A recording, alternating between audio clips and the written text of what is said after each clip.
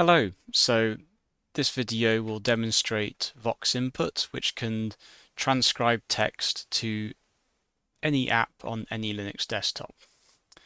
So first of all, I'm just going to quickly show you what it can do. Start it up there. And if we go to our console window with NeoVim running, then I can start it transcribing. So now it's going to listen to and record any audio I make and then transcribe it.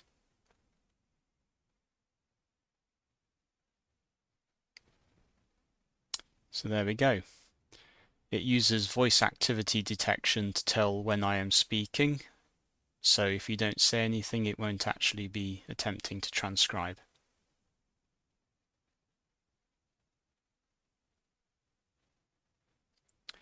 And now we can stop it. So that's how it works in practice once it's running, and you can have it running in the background. So to get it working on your system, you first of all need to clone the Git repository, which I've already done, so I won't repeat that. And then you just need to build it, which you can do like this. And there we go. Go has now built it. And then when we run VoxInput, there are some environment variables that we need to set, and some that are optional.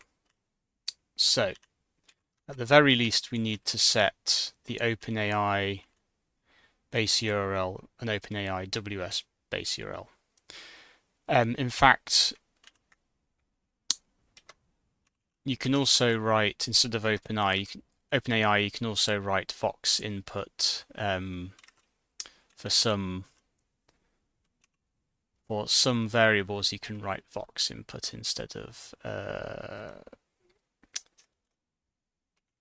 OpenAI. And then once it's running, we're ready to go. Currently, though, you'll see that it's not doing anything. That is because we need to activate its listening. And the way we can do this is with the VoxInput command record. So if I go to a new window, go to, yeah, I can do VoxInput record. Okay, so it's now recording and it's going to transcribe again.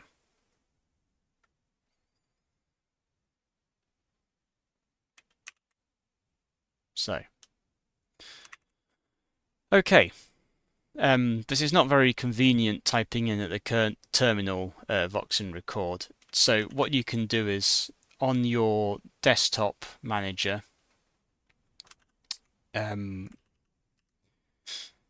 depending which one you're on, I'm on the Sway. So what I've done, I've added to the Sway config a couple of global shortcut keys. So basically this equates to like Windows key Shift T to start recording, Mod T to write, or stop. Basically write and stop are aliases for each other.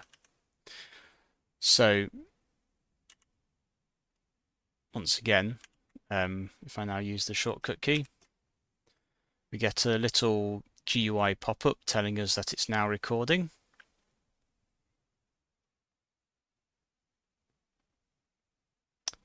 And now I can stop it. There we go. And that's it.